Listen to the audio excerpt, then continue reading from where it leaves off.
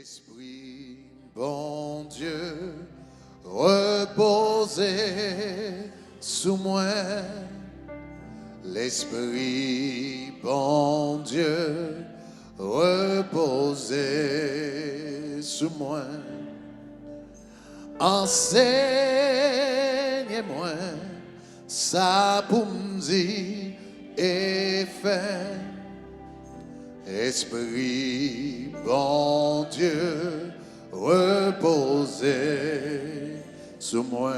Disons, Esprit, bon Dieu, reposez. Esprit, bon Dieu, reposez. Dis, enseignez-moi ça pour me dire. Esprit, bon Dieu, reposez. Dis, sagesse, bon Dieu, sagesse, reposez. Sagesse, bon Dieu, reposez. Enseignez-moi ça pour me dire. Sagesse, bon Dieu, reposez. Dis ça encore, sagesse, bon Dieu, reposez. Sagesse, mon Dieu, reposez. Enseignez-moi ça vous me dit. Sagesse, mon Dieu, sagesse, mon Dieu, reposez. Enseignez-moi, enseignez-moi ça pour me dire et faire. Sagesse, bon Dieu, reposez sous moi. Alléluia. Gloire à Dieu. Le mois de janvier, c'est le mois de la sagesse surnaturelle. Bring this mic up in my ears, thank you. C'est le mois de la sagesse surnaturelle. Donc, la semaine dernière, nous avions parlé un petit peu de la définition de la sagesse. Qu'est-ce que cela veut dire exactement, la sagesse? Ce matin, j'aimerais vous proposer une autre définition, une définition encore plus simple, reliée à la définition que je vous avais donnée, mais encore plus simple. La semaine dernière, nous avions dit que, premièrement, que la sagesse, c'est la capacité de voir le monde comme Dieu le voit. Mais à la fin du message, nous avions dit également, si vous pouvez voir ce que Dieu voit, vous allez vouloir ce que Dieu veut. Si vous pouvez voir ce que Dieu voit, vous allez vouloir ce que Dieu veut. Donc, conséquemment, quand nous parlons de la sagesse de Dieu, il faut prendre en considération également donc la volonté de Dieu. Et à cet égard, il y a un verset de la Bible qui nous est très utile, c'est Éphésiens chapitre 5, le verset 17. Donc tournons-y dans Éphésiens chapitre 5, le verset 17. Nous allons lire en français premièrement et puis en anglais parce que je crois que l'anglais est encore plus clair en ce qui a trait à la sagesse. Donc lisons Éphésiens chapitre 5, verset 17. Lisons ensemble. C'est pourquoi ne soyez pas inconsidérés, mais comprenez quelle est la volonté du Seigneur. C'est pourquoi ne soyez pas inconsidérés, dit le français, mais comprenez quelle est la volonté de Dieu.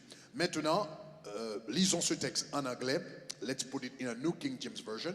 Maintenant, l'anglais est encore plus clair. Remarquez ce que dit l'anglais. L'anglais dit, do not be unwise.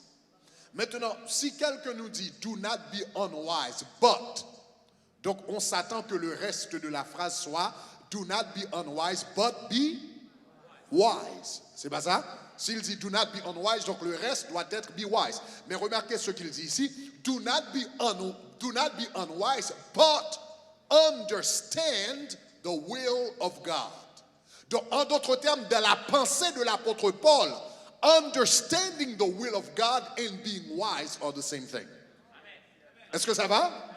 Donc, dans la pensée de l'apôtre Paul, comprendre la volonté de Dieu et être sage, c'est la même chose. Donc, je vous propose une autre définition de la sagesse ce matin. La sagesse, c'est la capacité de comprendre la volonté de Dieu dans une situation donnée. Est-ce que ça va? La sagesse, c'est la capacité de comprendre, de discerner, de saisir la volonté de Dieu dans une situation donnée. Est-ce que ça va? Maintenant, j'ai bien dit dans une situation donnée parce que la semaine prochaine, je vais vous montrer dans les Saintes Écritures que la sagesse n'est pas quelque chose de statique, mais la sagesse est dynamique. En d'autres termes, on ne reçoit pas la sagesse une fois pour toutes, on continue à recevoir la sagesse chaque jour de la vie. Donc, pas de monde qui recevoir la sagesse une fois et pour tout gagner le net. Non, non, non, non. Dans chaque situation, vous allez évoquer Dieu et il va vous donner les directives nécessaires qui manifesteront sa sagesse dans cette situation précise. Est-ce que ça va? Donc voilà pourquoi j'ai dit, c'est la capacité de comprendre la volonté de Dieu ou saisir la volonté de Dieu dans une situation donnée. Donc pour l'autre situation, vous allez devoir chercher la face de Dieu comme vous l'avez fait pour la première. Est-ce que ça va? Donc nous allons travailler avec cette définition opérationnelle. La sagesse de Dieu, c'est la capacité, n'est-ce pas, de discerner, de comprendre la volonté de Dieu dans une situation donnée. Maintenant, ce matin, puisque nous parlons de la sagesse surnaturelle, que le prophète Ésaïe appelle l'esprit de sagesse, l'onction de sagesse, parce que nous sommes encore dans Ésaïe chapitre 11. Donc nous avons dans Ésaïe chapitre 11, les versets 1er et 2, n'est-ce pas? Donc si vous pouvez mettre ce verset, Isaiah 11, verses 1 and 2. Donc nous sommes encore dans Ésaïe chapitre 11. Nous avions parlé de la crainte de Dieu. Maintenant nous sommes en train de parler de la sagesse de Dieu. Mais dans Ésaïe chapitre 11, les versets 1er et 2, la Bible dit, puis un rameau sortira du tronc d'Isaïe, et il dit, un rejeton naîtra de ses racines. Et dans le verset 2, il dit, et l'esprit de l'Éternel reposera sur lui, n'est-ce pas? L'esprit de sagesse et d'intelligence, esprit de conseil et de force, esprit de connaissance et de crainte de l'Éternel. Donc nous avions parlé de la crainte de l'Éternel, mais maintenant, puisque la crainte de l'Éternel, c'est le commencement de la sagesse, maintenant nous sommes en train de parler de la sagesse de Dieu, ou que la Bible appelle ici l'esprit de sagesse. L'esprit de sagesse, c'est ce qui nous communique cette sagesse surnaturelle qui est le thème de ce mois. Est-ce que ça va? Maintenant, je voudrais vous proposer 7 choses que vous pouvez faire pour que l'esprit de sagesse puisse couler dans votre vie. 7 choses que vous pouvez faire pour que l'esprit de sagesse soit une réalité dans votre vie, pour que la sagesse surnaturelle de Dieu se manifeste. Maintenant, remarquez, quand nous parlons de la sagesse, je vous ai dit que la sagesse, c'est quelque chose de très dynamique.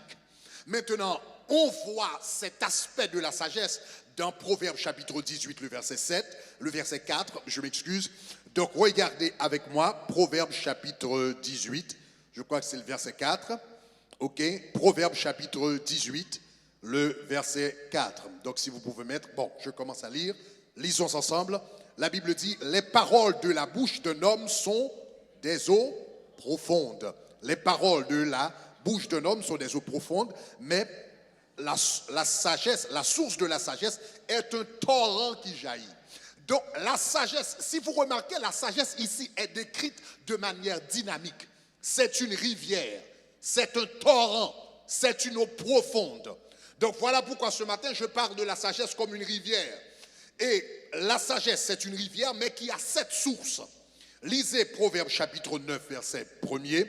Proverbe chapitre 9, verset 1er avec moi. Donc, dans Proverbe chapitre 9, verset 1er, l'auteur, lisons ensemble, la Bible dit, La sagesse a bâti sa maison et elle a taillé les 7 colonnes. En d'autres termes, la sagesse dans la Bible nous dit que la sagesse est basée sur 7 colonnes. La sagesse surnaturelle de Dieu sous ta remède gagne 7 colonnes, 7 piliers ou besoin dans la vie. Même Jean yon caille besoin de colonnes qui pour supporter. La sagesse surnaturelle de Dieu, il y a 7 colonnes qui gagnent. Est-ce que ça va? Est-ce que ça va? Combien de monde qui t'a aimé contre 7 colonnes ça yo? Donc la Bible dit comme ça que la sagesse de Dieu a 7 colonnes, 7 piliers. Mais étant donné que nous parlons aujourd'hui de la sagesse comme une rivière, au lieu de parler de 7 colonnes, nous allons parler de 7 sources. Mais en réalité, c'est la même chose. Donc les 7 colonnes, donc je vais vous donner 4 colonnes ce matin. Et je vous donnerai 3 autres colonnes la semaine prochaine si Dieu le veut. Donc, tout le monde qui est prêt pour prendre les 7 colonnes de la sagesse, ou qui doit préparer rapidement, on commence. Premièrement, la première source, colonne, ou bien la première source de la sagesse, puisque nous parlons de sagesse comme une rivière, la première source de la sagesse, c'est la passion. Disons passion. Disons passion. Disons passion. Pour avoir de la sagesse, il faut avoir une passion pour recevoir la sagesse. La sagesse commence tout d'abord par une passion, par un désir ardent. Le mot passion en français vient du mot latin passio, qui signifie souffrir. Passion signifie souffrir. Quand on parle de la semaine de la passion de Christ, la semaine de la passion, c'est la semaine de la souffrance de Christ. Mel Gibson a fait un film qui s'appelle The Passion of Christ, qui représente les souffrances de Jésus-Christ à Gethsémani et à la croix. Le mot passion signifie souffrir. Quand tu es passionné de quelque chose, c'est quand tu veux l'avoir tellement que si tu ne le reçois pas, ce serait douloureux pour toi. Lorsque passion pour un bagage, si tu pas gagné, il faut mal. Donc, pour arriver à la sagesse dans la vie, il faut qu'on passion pour la sagesse. Faut que si vous pas gagné, il nuit. Si vous pas gagné, ou inconfortable, ou sentez mal à l'aise. Donc la passion, c'est un désir ardent. La passion, c'est un désir, j'oserais même dire, douloureux. Ou pas qu'à dormir en nuit, ou voulez gagner. Donc la première chose, c'est la passion. Chers amis, je voudrais vous dire que dans la Bible, dans notre relation avec Dieu, tout ce qu'on reçoit dans la Bible, on le reçoit à travers la passion. Tous les hommes dans la Bible et les femmes dans la Bible qui ont reçu des choses miraculeuses de la part de Dieu ont manifesté la passion. La femme de perte de sang avait de la passion pour sa guérison. Elle disait en elle-même, si seulement je pouvais toucher le bord de son vêtement, je serais guéri. Malgré qu'on n'aime pas supposé toucher, le garçon a dit, mettez comme de côté. Mais elle avait une passion pour recevoir sa guérison. Et du moment qu'elle a touché le bord du vêtement de Jésus-Christ, elle a reçu sa guérison parce qu'elle avait la passion. Bartimée avait de la passion. Quand il commençait à crier, Jésus, fils de David, aie pitié de moi, les gens commençaient à lui dire de se taire. Mais la Bible dit, puisqu'il avait de la passion, il cria encore plus fort, Jésus, fils de David, aie pitié de moi. Ceci s'appelle passion. Disons passion. Et puisqu'il était passionné, il a reçu sa guérison, il a reçu sa grâce. La femme syrophénicienne était passionnée. Elle avait une fille qui était malade. Elle est venue à Jésus-Christ et le Seigneur lui a dit, je ne donne pas les choses saintes aux chiens. Donc cette femme avait été traitée de chien. Mais malgré Jésus, elle est le chien. Il dit, même si chien rejoint nos bagages, m'a prêté là. Ceci s'appelle passion. Disons passion. Jacob avait de la passion quand il a rencontré l'ange. L'ange est venu lui parler. L'ange est venu le saluer. Mais le mari gouma avec l'ange, il dit, je ne te laisserai pas partir que tu ne m'aies béni. Et puis il fait toute une nuit à goumé avec elle. Disons passion. La sagesse commence avec la passion. Pour qu'il y ait sagesse dans la vie, il faut qu'il y ait passion. Pour qu'on ait volonté, mon Dieu, il faut qu'il y ait passion. Pour bon Dieu partager quel avol, il faut qu'il y ait passion pour ça. Est-ce que ça va, chers amis? Remarquez ce verset dans la Bible, Proverbes, le livre des Proverbes, chapitre 2. Lisons Proverbes, chapitre 2, les versets 2 à 3. Vous allez remarquer la passion dans ce texte. Ok? Ici, lisons ensemble. Le texte dit, si tu rends ton oreille attentive à la sagesse. Si tu inclines ton cœur, si tu rends ton oreille quoi?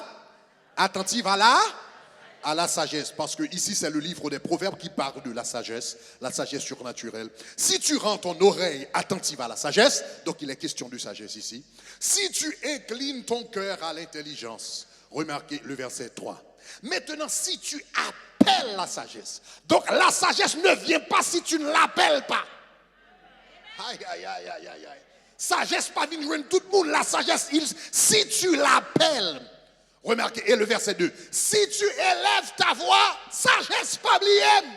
Si tu élèves ta voix, ça c'est la passion.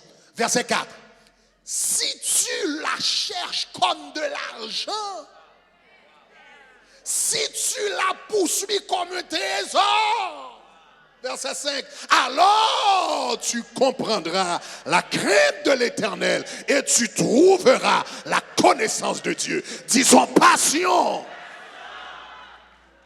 Pour que sagesse, il faut que passion. C'est pour chercher le temps pour l'or, c'est pour chercher le temps pour l'argent, c'est pour rêler d'elle, c'est pour crier d'elle. L'or pas comprendre nos bagages, c'est pour aller dans la prière pour dire bon Dieu, fais-moi comprendre. Disons passion.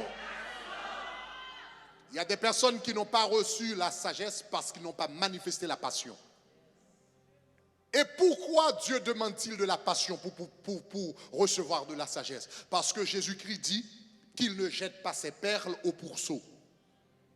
En d'autres termes, la sagesse est tellement importante, l'Éternel pas mal voyer devant le monde qui n'a pas de valeur. Conséquemment, pour que Dieu puisse s'assurer que vous comprenez exactement, vous connaissez exactement vraiment la valeur de la passion, la valeur de la sagesse, il exige de la passion. Disons la passion. Donc la première chose, la première source de la sagesse surnaturelle, c'est la passion. L'homme pas comprendre nos bagailles. L'homme besoin d'explication, l'homme besoin de révélation. Si pour me faire un jour jeune, si pour me faire 2 jours, si pour me faire 3 jours, si pour me faire 21 jours, pour me comprendre. Quand Daniel a lu la prophétie du peuple d'Israël, dans Daniel chapitre 2 et chapitre 9 et 10, il avait lu la parole de Dieu. Il savait que la captivité d'Israël devait arriver à son terme. Donc maintenant, il avait besoin de la sagesse de Dieu pour savoir exactement quelle est la volonté de Dieu et comment est-ce qu'il va s'y prendre. Donc la Bible dit, Monsieur Level fait 21 jours de jeûne pour que bon Dieu révèle. Et puis pendant la jeûnée, l'Éternel détache un ange. Et puis l'ange dit, Daniel, je suis venu afin de te faire comprendre. Il avait de la passion, disons passion. Personne ne va recevoir révélation sans passion. Moun qui a accès au secret de Dieu, ce n'est pas un accident qui fait ça, il cherche. Ah, je vais le reprendre encore. Moun qui a accès au secret de Dieu, ce n'est pas un accident, il cherche. Pour avoir accès au secret de Dieu, il faut les chercher. Il faut avoir de la passion. Cette passion qui mène dans la prière, qui mène à faire tout ça qu'on a besoin de faire. Donc la première source de la sagesse surnaturelle, c'est quoi? La passion. Donc je dis à la loi, quitter la caillou, devant mon Dieu, je dis Seigneur, mon passion. Passion pour connaître ta volonté, passion pour la parole, passion pour la prière, passion pour ta présence. Deuxième source de la sagesse. La deuxième source de la sagesse, c'est la parole de Dieu. La parole de Dieu. Remarquez ce qui est dit dans Proverbe, dans Psaume 19, le verset 7. Psaume 19, le verset 7. Lisons ensemble dans le Psaume 19, le verset 7. La parole de l'Éternel est, la loi de l'Éternel est parfaite, elle restaure l'âme. Le témoignage de l'Éternel est véritable, il rend sage l'ignorant. La loi de l'Éternel est parfaite, elle restaure l'âme. Le témoignage de l'Éternel, la loi de l'Éternel est appelée le témoignage de l'Éternel. En d'autres termes, pourquoi la loi de l'Éternel est appelée le témoignage de l'Éternel? Parce que la loi de l'Éternel est un témoin de la volonté de Dieu. L'icône ça bon Dieu voulait. Donc la loi est appelée témoignage. Est-ce que ça va? Donc ça c'est it's the written record of the will of God. Donc elle est appelée témoignage. Donc c'est le témoignage de l'Éternel est véritable. Et remarquez ce que la Bible dit. La loi de Dieu, le témoignage de Dieu, rend sage l'ignorant. Celui qui veut avoir de la sagesse doit connaître la parole de Dieu. L'un des aspects les plus importants de la sagesse, c'est, nous savons que la sagesse, c'est également l'application de la connaissance. Écoutez, chers amis, on peut avoir de la connaissance sans la sagesse, mais on ne peut pas avoir de la sagesse sans la connaissance. Je reprends. On peut avoir de la connaissance sans la sagesse, mais on ne peut pas avoir la sagesse sans la connaissance. Parce que la sagesse, c'est quoi? C'est l'application de la connaissance. Donc, si tu n'as pas la connaissance, tu ne peux pas l'appliquer. Donc, par exemple, un ingénieur qui bâtit une maison en Floride, n'est-ce pas? Il a besoin de bâtir une maison en une façon pour qu'elle résister aux ouragans. Mais pour ingénieur, maintenant, prendre un ingénieur qui bâtit une maison ici, et puis qui bâtit une façon pour résister aux ouragans, c'est une décision sage. Est-ce qu'on va dire ça? Ça veut dire qu'il prévoit mauvaises circonstances qui vont venir. Mais pour qu'il puisse bâtir la maison d'une façon à pouvoir résister aux ouragans, il faut lui qu'il sache les théories scientifiques des ouragans. Il faut aller à l'école pour qu'on le vent frappe avec telle force, qui ça le produit, qui type de caille, qui bois qui résiste, qui ça cacampel, qui fait cacampel, qui va aller faire le besoin. Il a besoin des théories, de la connaissance en ingénierie pour pouvoir prendre une décision sage. Donc, on peut avoir la connaissance sans la sagesse, mais on ne peut pas avoir la sagesse sans la connaissance, puisque la sagesse, c'est l'application de la connaissance. Est-ce que ça va, chers amis? D'où la nécessité de connaître la parole de Dieu. Parce que c'est la parole de Dieu qui te donne la connaissance. Et quand tu appliques la connaissance que tu as reçue dans la parole de Dieu dans ta vie, ce que tu as lu dans la parole de Dieu, quand tu l'appliques dans ta vie, ça devient sagesse. Mais on ne peut pas avoir la sagesse sans la connaissance. Donc voilà pourquoi une autre source de la sagesse surnaturelle, c'est la parole de Dieu. On connaît que la parole de Dieu lui adresse tous les aspects de la vie. Il n'y a pas un aspect, il n'y a aucun aspect de la vie de l'homme qui soit exempt de la parole de Dieu, de la connaissance de Dieu, de la sagesse de Dieu. Et il n'y a aucun aspect de la vie de l'homme qui n'est pas adressé dans les Saintes Écritures.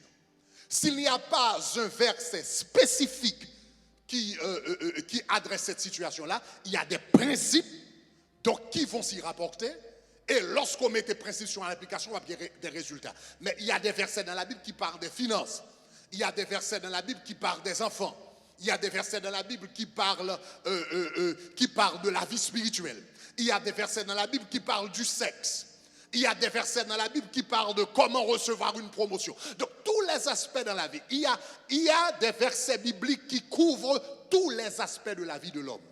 Conséquemment, quand j'ai à prendre une décision, ce que je fais, je dois aller dans les Saintes Écritures, consulter les Saintes Écritures, voir s'il y a des principes bibliques qui s'appliquent à ma décision. S'il n'y en a pas, est-ce qu'il y a au moins s'il n'y a pas des versets bibliques de manière spécifique, est-ce qu'il y a des principes dans la Bible?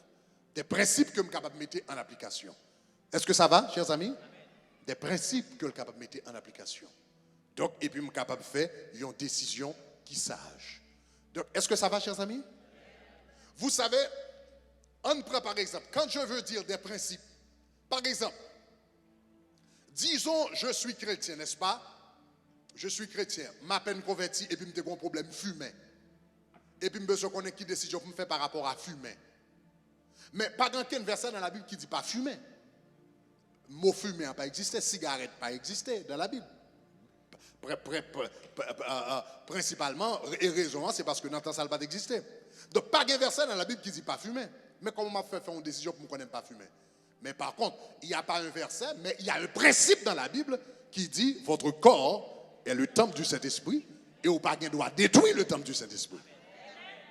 Donc, soudainement, il n'y a pas de verset dans la Bible qui parle spécifiquement de fumer, Même qu'on est que la m'a fumé, m'a détruit le temple du Saint-Esprit, et la Bible dit pas détruire, cela veut dire qu'on application, qu'on principe biblique m'a tombé sous lui, capable de adresser ces situations. Est-ce que ça va? Donc, pas de situation pour aller dans la Bible, quand on va jouer un verset biblique, si on partage un verset biblique, au moins on va jouer un principe biblique qui a dit, mais qui ça pour faire, mais qui ça pour pas faire. Disons la parole de Dieu. Donc, celui qui veut avoir la sagesse surnaturelle apprend à étudier la parole de Dieu. Étudier la parole de Dieu. Je fais ça une habitude personnelle. L'homme gagne des décisions très très importantes à prendre.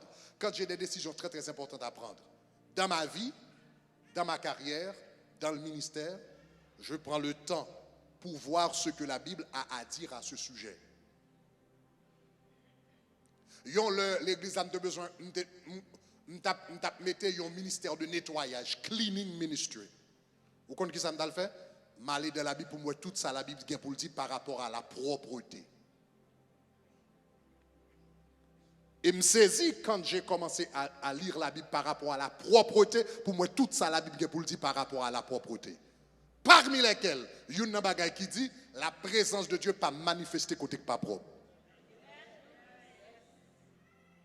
Dans l'Ancien Testament, quand l'armée d'Israël partait en guerre, il y avait des soldats qui étaient dédiés à maintenir la propreté du camp. Même le yotabral dans la guerre, la Bible dit comme ça, si un soldat a dans la toilette, c'est pour te l'autre soldat qui là, qui pour prendre la toilette là, qui pour le mettre long tout, qui couvrir. Et puis la Bible dit, parce que l'Éternel a ouais saleté, et puis il pas descendre pour perdre la guerre. Donc soudainement, on se rend compte que la propreté, c'est quelque chose de spirituel. Bon Dieu pas manifesté côté que sale. Donc soudainement, maintenant, on va pas approcher la propreté, mais soudainement, on va pas approcher la propreté avec une sagesse divine. Ou pas approcher la propreté, j'ai tout le monde approché.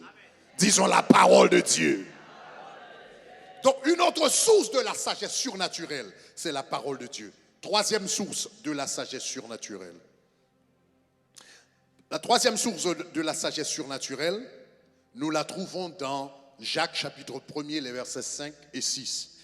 Jacques chapitre 1er, versets 1er et 6, donc nous offre une troisième source de la sagesse. Lisons ensemble les versets 5 et 6. Si quelqu'un d'entre vous, lisons ensemble, manque de sagesse. Donc nous sommes encore dans le registre de la sagesse. Si quelqu'un d'entre vous manque de sagesse, qu'il la demande à... Ah, donc qui ça vous le fait? Qu'il la demande à Dieu. Donc on reçoit la sagesse dans la prière. Qu'il la demande à Dieu, qui donne à tous simplement sans reproche. Ça veut dire n'importe qui qui demande, pas de monde qui a demandé la sagesse pour le pas balir. La Bible dit il donne à tous sans reproche. Et elle lui sera donnée. Une seule condition, remarquez le verset 6, une seule condition. Mais quand il la demande, mais qu'il la demande avec foi, sans douter, car celui qui doute est semblable au flot de la mer agité par le vent, poussé de côté à d'autres. Donc l'apôtre Jacques nous dit ici, si quelqu'un manque de sagesse, qu'est-ce qu'il doit faire? Simplement qu'il la demande à Dieu. En d'autres termes, une autre source de la sagesse surnaturelle, c'est la prière. Quand j'ai besoin de la sagesse, il faut que j'aille dans la prière, dans la présence de Dieu et lui demander, lui dire, Seigneur, qu'est-ce que je dois faire?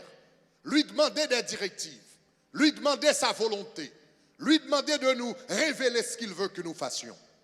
Donc, la sagesse de Dieu se trouve dans la prière, donc qui est très, très, très important. Donc, la prière, la sagesse de Dieu vient de la prière.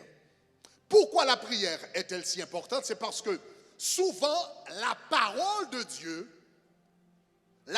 de Dieu nous donne des principes généraux pour adresser les différents aspects de notre vie. Mais imaginez-vous un instant, si Dieu voulait mettre dans la Bible des versets bibliques qui parlent de tout, qui ça pour manger, est-ce que mon gars fume, est-ce que mon gars, etc., nettoyer, comment pour me lever petit moi. Si l'Éternel te doit mettre des détails spécifiques par rapport à tout cela, pas de monde qui tape capot ton Bible. Si l'Éternel te doit répondre de façon spécifique à toutes les questions de la vie de l'homme, pas de monde qui tape capot ton Bible. Conséquemment, dans la parole de Dieu, souvent, il nous donne des principes généraux qui peuvent nous guider, qui puissent nous guider. Mais les détails spécifiques se donnent dans la prière. Les principes qui guident ou joignent dans la parole, mais les détails, qui ça vous fait aujourd'hui, comment vous faites, qui ça vous dit, se trouvent dans la prière. Est-ce que ça va, chers amis? Donc voilà pourquoi la prière est encore une autre source de sagesse. Donc le Seigneur te dit des choses très très spécifiques à faire. Et l'homme est de bagage en pratique, ou c'est l'homme ou la femme le plus intelligent, l'homme le plus intelligent au monde ou la femme la plus intelligente. Mais le pape connaît, c'est dans la prière que Dieu t'a révélé les secrets de son cœur. Donc, troisième source. Première source de sagesse, c'est quoi? La passion. Deuxième source de sagesse surnaturelle, c'est quoi? La parole de Dieu. Troisième source de sagesse, c'est quoi? La prière. Et je termine avec ceci pour aujourd'hui. Donc nous verrons les trois autres sources de sagesse la semaine prochaine, si Dieu le veut. Donc nous encourageons la semaine prochaine, ou même qui est capable d'inviter des amis, surtout amis, eh bien, qui fait, ou connaît qui pas fait décision, trop bien dans la vie, invitez-vous pour y entendre. Nous serons certains la bénédiction pour vous. La première source de la sagesse, c'est la passion. La deuxième source de sagesse, c'est la parole de Dieu. La troisième source de sagesse, c'est la prière. Et la quatrième source de sagesse, ça très important. La quatrième source de sagesse, c'est le silence. Quatrième source de sagesse, c'est le silence. Les gens qui veulent sages dans la vie, ils apprennent à observer le silence. Remarquez ce que la Bible dit dans Proverbe chapitre 17, verset 28. Lisons Proverbe chapitre 17, le verset 28. Proverbe chapitre 17, verset 28. Lisons ensemble. L'insensé, quand il se tait, passe pour sage. Celui qui ferme ses lèvres est un homme intelligent. En d'autres termes, le silence est une marque de sagesse si importante. Le silence est une marque de sagesse si importante que même l'insensé, quand il se tait, passe pour être sage. Tellement importance, tellement silence important à la sagesse, oui. Même les gens qui sortent là, là, pas parler, vous pensez son sage lié. En d'autres termes, que le silence, c'est l'une des caractéristiques les plus importantes. L'une des caractéristiques les plus importantes de la sagesse. Pourquoi le silence est-il si important à la sagesse? Pourquoi le silence est-il si important à la sagesse? Parce que quand tu te tais, tu peux écouter. L'on apprend, fermer bouche ou qu'attendez. Tu peux entendre ton cœur et plus important encore, tu peux entendre la voix de Dieu. Parce que la Bible nous dit dans 1 Roi 19, quand l'Éternel parle, quand l'Éternel parlait à Élie, comment a-t-il parlé à Élie? Il y avait un tremblement de terre, l'Éternel n'était pas dans le tremblement de terre. Il y avait un feu, l'Éternel n'était pas dans le feu. Il y avait des orages, l'Éternel n'était pas dans les orages, dans les tonnerres. Et puis est venu un murmure doux et léger. Et l'Éternel était dans le murmure doux et léger. Donc quand l'Éternel parle à ses enfants, il parle de manière légère. Il parle dans un murmure doux et léger. Donc seule façon qu'attendre un murmure doux et léger, c'est dans le silence. Donc la sagesse, tu le retrouves dans le silence. Celui qui veut être sage dans la Bible, qui veut avoir la sagesse surnaturelle, besoin qu'on ait bon temps pour le parler, bon temps pour le taire. Yon moun qui parle tout le temps, eh bien, au niveau de sagesse, l'a toujours manqué dans la vie. L'a toujours superficiel. Parce que ou pas qu'à parler et bien écouter en même temps.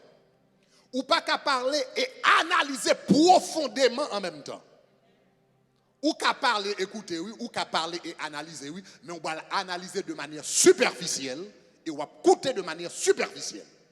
Mais si tu veux analyser en profondeur et tu veux écouter en profondeur, lui demander le silence absolu à l'intérieur de toi. Est-ce que ça va, chers amis? Le silence. Maintenant, le silence est requis non seulement dans les dialogues de chaque jour, dans la vie quotidienne, mais le silence est requis même dans la présence de Dieu. Même dans notre temps de prière, il faut savoir et il faut apprendre à nous taire dans la présence de Dieu. Et ça, c'est un gros bagage. Puis, il faut monde de la prière, par contre, ça, surtout dans notre communauté haïtienne. Moi, ça. Depuis Dieu, mon prière, qui ça prie? Oh, c'est déjà pas oublié, c'est déjà pas la gamme, c'est déjà pas abandonné, c'est déjà pas, etc. Mon gars a fait 1 heure de temps, 2 heures de temps, 3 heures de temps, comme ça, et puis, cool, fini, il fait n'importe qui l'aller. Et puis, pour lui, la prière, c'est un monologue, tandis que la prière, t'as doué un dialogue. La prière n'est pas un monologue, la prière, c'est un dialogue. La prière, c'est pas l'idée de parler à Dieu, mais la prière, c'est également Dieu qui te parle. Et l'aspect le plus important de la prière, ce n'est pas ce que tu dis à Dieu, mais c'est ce que Dieu te dit.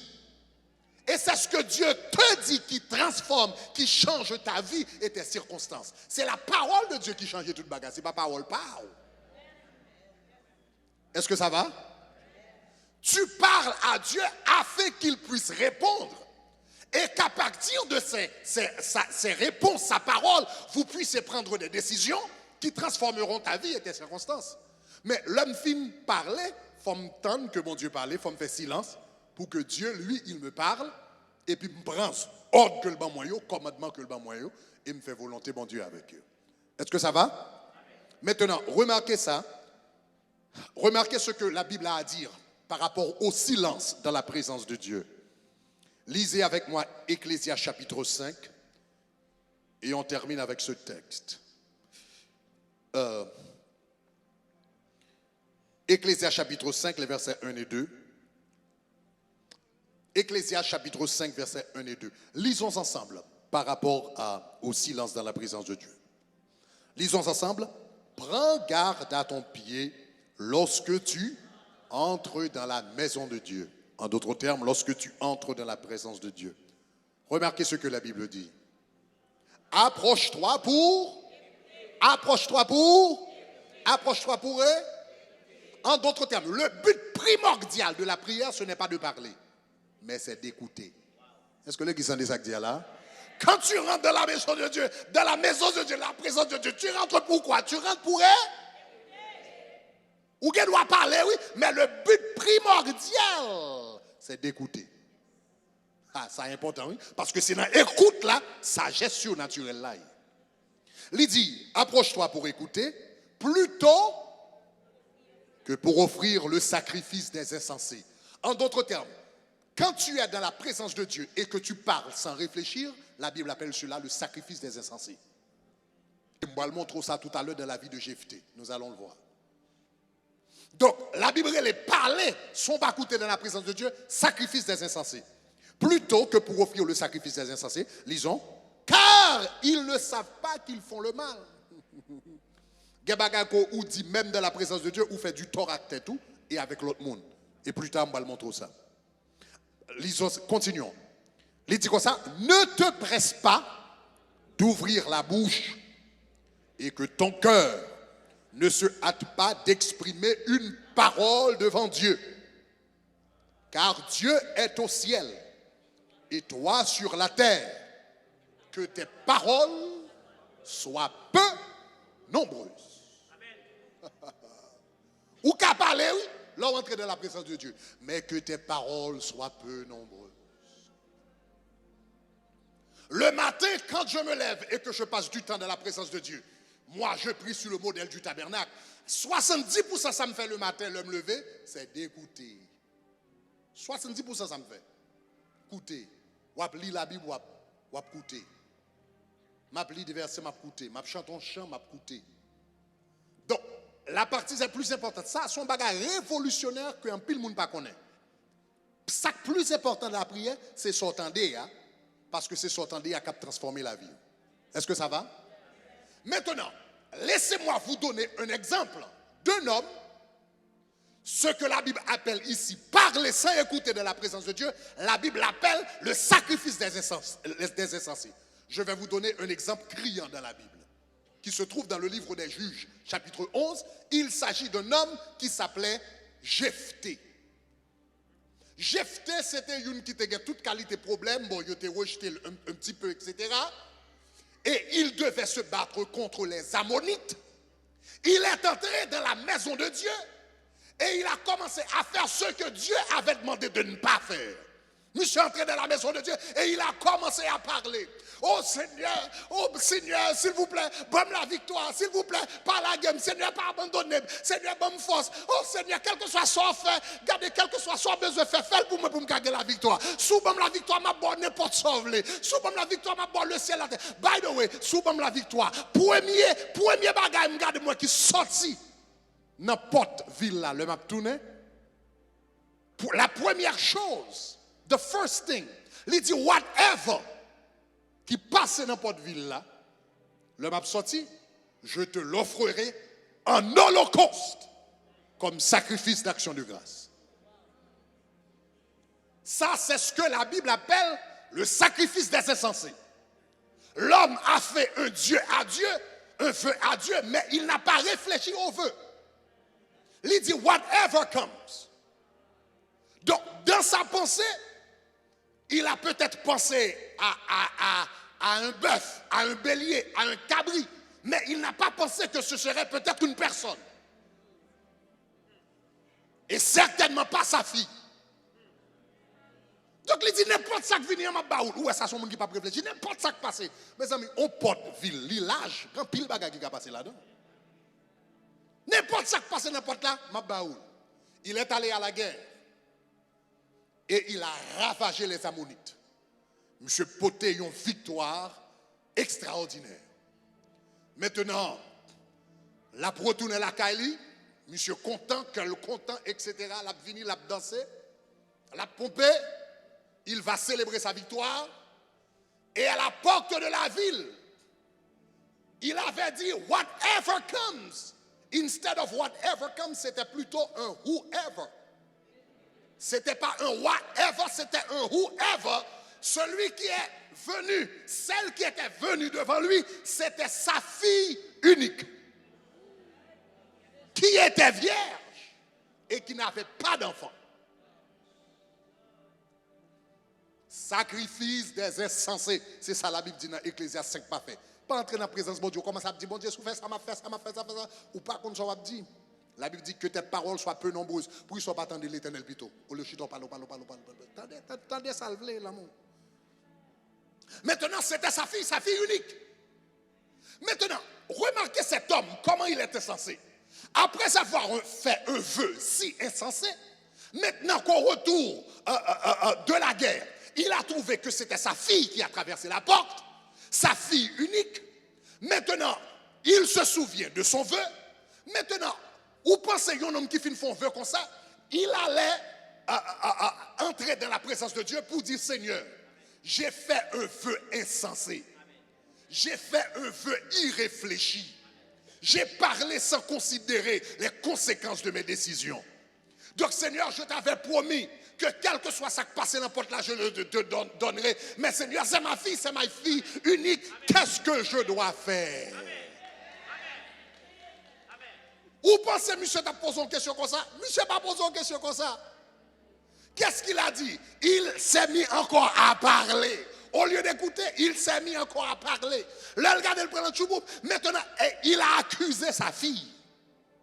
Il a dit, ma fille, tu es parmi de ceux qui me troublent. Parce que j'avais fait un vœu à l'Éternel et je ne peux pas le révoquer. Tu es parmi de ceux qui me troublent. Ce qu'on a, monsieur, bah, petite fille, pour tes responsabilités, veut être chargé le verre. Maintenant, après que le rende compte que le commet une erreur, maintenant, au lieu d'entrer dans la prière et d'écouter, encore il s'est remis à parler. Qu'on a dit, il blâme petite là, il dit, petite là, tu es parmi de ceux qui me troublent, etc., etc., ou parmi de ceux qui troublent les mieux. Ok, à ma fille, tu me jettes dans l'abattement, tu es au nombre de ceux qui me troublent. J'ai fait un vœu à l'Éternel que je ne puis pas le révoquer. Maintenant, sa fille lui a dit, si tu as donné ta parole à l'Éternel et que tu ne peux pas la révoquer, alors fais ce que tu as promis. Mais seul bagali m'a dit papa, lui dit, donne-moi 2 mois au moins pour pleurer ma virginité. Cela veut dire qu'elle allait mourir. Mais le pire, c'est qu'elle allait mourir sans laisser d'enfant. Il n'y aura personne qui portera sa mémoire sur la terre à cause d'un homme qui a parlé sans réfléchir. Petite là, fait 2 mois, il pleurait virginité. Et la Bible dit dans Juge chapitre 34, après petite là retourné, l'homme a fait ce qu'il avait promis. C'est-à-dire qu'il a sacrifié sa fille. Je connais des théologiens qui disent comme ça, bon, là, il dit sacrifier sa fille, ça veut dire qu'il était dans le temple pour le servir pour le reste de sa vie. C'est le problème qui gagne, je n'ai jamais une définition ça comme holocauste dans la Bible. Quand tu dis holocauste dans la Bible, tu sacrifies l'animal. Cela veut dire l'homme, dans sa folie, a sacrifié sa fille.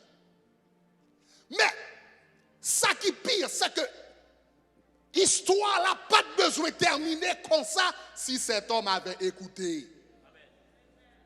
L'heure était venu dans la présence de Dieu s'il avait écouté. Parce que la réalité est que Jephthé a fait 2 erreurs tragiques. Attendez, oui, même après, les fins fait vœu, ah oui, puisque le pas de coupé, vœu, c'était une erreur, il fait 2 autres erreurs. En d'autres termes, il y a 3 erreurs qui fait monsieur end up tuer petit lit. Premièrement, le fond vœu, il réfléchit. Maintenant, quand il s'est rendu compte qu'il a fait un vœu irréfléchi, il devait entrer dans la présence de Dieu, aller dans la présence de Dieu pour demander, bon Dieu, qui ça pour me faire parce que je saute font mauvais vœu? Qui ça le fait? Lianique, assumer que, mais qui ça pour me faire, pas qu'à révoquer, eh bien, il faut me sacrifier petit là. Monsieur fait 2 erreurs. Première erreur que le fait. Après avoir fait le vœu, monsieur supposait, il supposait que Dieu avait accepté le vœu. Première erreur, monsieur fait. Monsieur supposait que Dieu avait accepté le vœu. Mais la réalité, une offrande, un vœu, c'est une offrande. Dans le mot offrande, il y a le mot offrir. Quand tu offres quelque chose à quelqu'un, la personne peut l'accepter ou la rejeter. Donc l'homme a supposé que son offrande a été acceptée dès le départ, qui n'est pas le cas. Il y a quelquefois, bon Dieu accepte ton offrande, il y a quelquefois rejeté une offrande. L'offrande de Caïn a été rejetée. Donc le fait qu'il a fait le vœu devant Dieu ne signifie pas que Dieu avait accepté le vœu. Mais s'il est allé dans la présence de Dieu pour le demander pour Dieu, il t'a pris compte que le vœu n'a pas été accepté. Ça fait nous connaître le vœu n'a pas été accepté. Regardez Deutéronome chapitre 12, le verset 31 avec moi. Deutéronome chapitre 12, le verset 31. Deutéronome chapitre 12, le verset 31. Lisons ensemble. Ici, l'Éternel parle des pratiques païennes. Lisons ensemble. La Bible dit, tu n'agiras pas ainsi à l'égard de l'Éternel ton Dieu, car elles servaient leur Dieu en faisant quoi? Toutes les abominations qui sont odieuses. Vous comprenez ça? Odieux signifie bagarre l'Éternel raille qui l'aide. Que le pape jamais d'accord avec elle. C'est ça bagarre odieux, bagarre qui l'aide. En faisant des abominations qui sont odieuses à l'Éternel. Et même, elles brûlaient au feu leurs fils et leurs filles en l'honneur de leur Dieu. Donc l'Éternel appelait les sacrifices humains dans l'Ancien Testament des abominations odieuses aux yeux de l'Éternel. Ça, monsieur, te présenter l'Éternel là comme on veut, c'était une abomination odieuse aux yeux de Dieu. Donc que Dieu n'accepterait jamais Et le bon Dieu pas accepte ton bagage, ça le fait le rejeter. Cela veut dire que quand cet homme avait fait ce vœu, le vœu a été rejeté dès le départ parce que c'était une abomination odieuse, mais il ne le savait pas parce qu'il n'était pas entré dans la présence de Dieu pour écouter.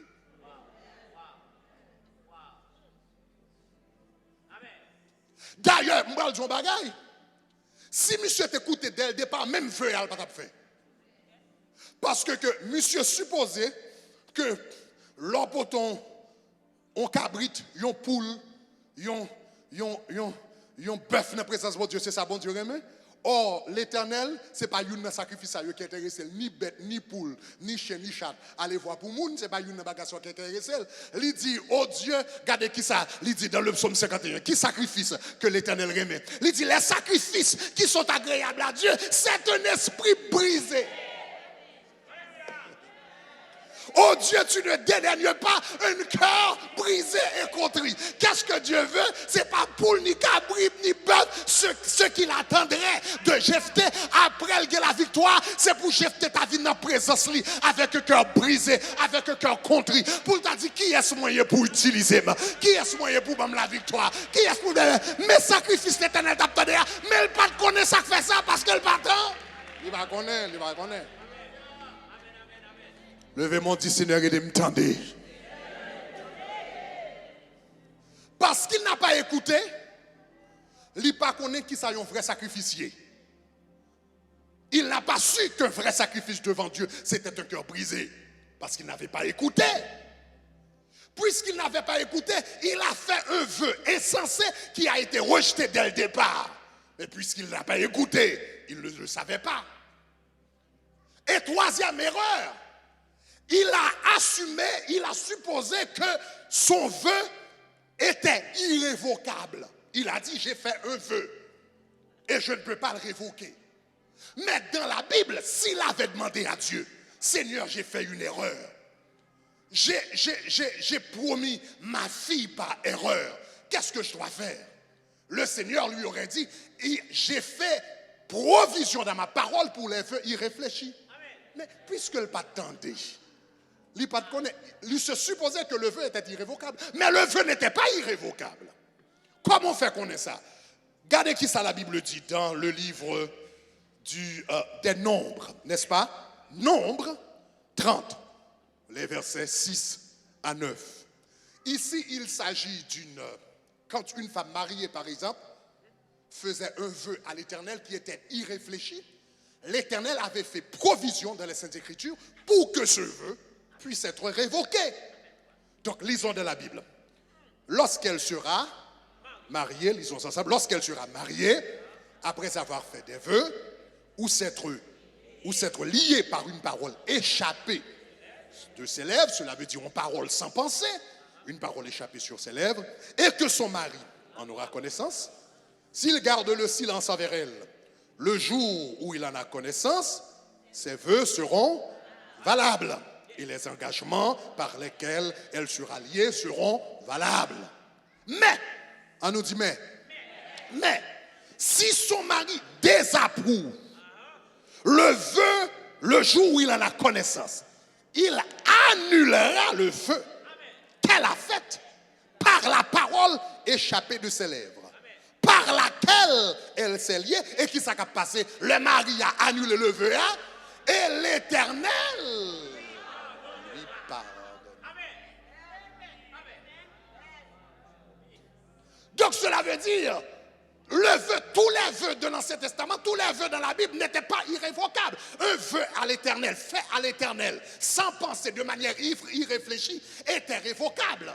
Quel principe que nous jouons là? Le principe ici, si le mari, qui n'était pas une figure spirituelle, pouvait révoquer le vœu de sa femme, parce qu'il était l'autorité immédiate sur cette femme, tout ce que Jephthé aurait dû faire, c'est aller retrouver l'autorité spirituelle qui était au-dessus de lui et dire à l'autorité spirituelle, j'ai commis un vœu, j'ai fait un vœu irréfléchi. Dans ce cas, ce serait le prêtre ou le sacrificateur. Monsieur t'a le contre sacrificateur, il t'a dit sacrificateur, me font bagarre sans pas réfléchir. Étant donné moi-même pour une femme, moi c'est autorité spirituelle ou même c'est autorité spirituelle, même j'aime qu'à cancel veut madame moi s'il fait de manière irréfléchie, soit pour mettre petite moi là, cancel veut ça pour moi. La Bible dit l'Éternel t'a cancel et puis il t'a pardonné monsieur. Mais il pas comme ça, il pas comme ça parce qu'elle part.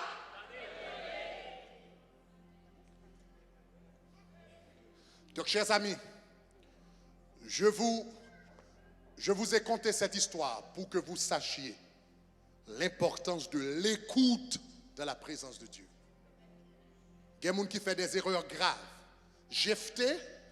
Finalement, Jephthé, rappelez-vous dans la Bible, cette fille était fille unique. Cette fille était le seul enfant de Jephthé. Il n'y a pas de l'autre garçon, il n'y a pas de l'autre monde. Petite là, c'est seul petit qui était gain. Et elle était vierge. Cela veut dire, par un vœu irréfléchi, puisqu'il a parlé sans écouter, il a éliminé toute sa lignée familiale. Toute régénération, monsieur, il a tout effacé. Parce qu'il a parlé sans écouter. Donc je vous encourage, chers amis, quand vous entrez dans la présence de Dieu, la Bible dit, quand tu rentres dans la maison, dans la présence de Dieu, entre pour écouter. Entre pour écouter. Pas courir par l'empile dans la présence de Dieu. La Bible dit qu'il y a des gens qui parlent de la présence de Dieu, même dans la présence de Dieu, ils ont fait le mal. Parce qu'on a dit des choses. Dans votre temps de prière avec Dieu, la voix la plus importante n'est pas la vôtre, c'est celle de Dieu. La voix la plus importante, ce n'est pas voix Pao, c'est voix l'Éternel des armées. 4 sources de sagesse. Nous gagnons 7, n'a pas l'avant. Mais nous avons d'abord le silence. Est-ce qu'on a même? Le silence, c'est leur quiet et pour dire bon Dieu parler. Ou qu'on paquet d'erreurs. Ou à écarter dans la vie, sous qu'à apprendre à faire silence et puis tendre voix bon Dieu. Dans ton temps de prière avec Dieu, dans tout temps de prière, moi, avec bon Dieu, il est toujours fini dans le silence. L'homme finit de prier, l'homme finit de parler, etc. Ce qui est plus important dans le temps de prière, c'est l'homme fait silence et puis il me dit, Seigneur, maintenant, tu me parles. Tu parles à ton serviteur, tu parles à ton fils. 7 sources de sagesse. La première, c'est la passion. La deuxième, c'est quoi? La parole de Dieu. La troisième, c'est quoi? La prière. Et la quatrième, c'est le silence. La semaine prochaine, si Dieu le veut, on a pour 3 autres sources de sagesse. En bas l'Éternel, un applaudissement. Alléluia. Alléluia. Ballon applaudissement. Ballon applaudissement. Seigneur, pas de bail applaudissement. Seigneur, bail sagesse surnaturelle. Seigneur, bail sagesse surnaturelle. Seigneur, bail sagesse surnaturelle. Au nom de ton Fils Jésus-Christ, qui vit et qui règne au siècle des siècles. Amen. Courbons-nous dans la prière. Seigneur, nous te remercions pour l'enseignement de la parole de Dieu. Nous te demandons, ô Éternel, de nous aider, Seigneur, à apprécier toutes les sources de la sagesse, qu'il s'agisse de la passion, de la parole de Dieu, de la prière ou du silence. Aidez-nous, Seigneur, pour nous apprécier ça, au nom de Jésus de Nazareth. Seigneur, moi prier au n'importe monde qui là, qui pas ta connaître, avant de quitter ça, que vous fait la paix avec eux. Fais-le comme ça, au nom de ton Fils Jésus-Christ, qui viendrait le siècle des siècles. Amen. Nous allons passer dans le temps que nous allons honorer bon Dieu à offrande nous.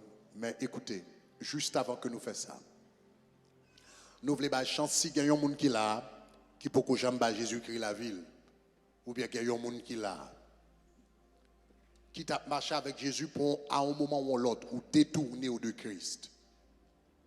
Tout ça a parlé de la sagesse matin là, la passion, la parole, la prière, le silence. Yon nan yo pas utile ou rien si pas connecté avec Jésus-Christ. Colossiens chapitre 2 verset 13 dit Jésus-Christ, c'est en lui que se trouve le trésor de la sagesse et de la connaissance. Trésor sagesse là, premier côté pour commencer, monde qui ouvre porte là pour entrer en dans trésor n'a parlé là, s'appelle Jésus de Nazareth. Avant que nous terminions ce service là, malgré l'heure à courir sur nous, mais ou tellement important pour bon Dieu. Je vais demander toute tête capable de baisser pour un moment. Si il y a un monde qui est dans la salle ça, qui t'a remis Jésus-Christ la ville pour la première fois. Ou bien sous là où t'a remis dit Seigneur, moi je veux retourner dans la place moi. Quel que soit côté, levez main parce que nous t'avons prié pour vous. Si vous là où t'avez remis Jésus-Christ la vie pour la première fois, ou bien on veut retourner dans la place. Quel que soit côté, vous capable de lever main et puis nous prier pour vous. S'il n'y a personne, que sagesse, bon Dieu, toujours continuer dans la vie. Au nom de Jésus.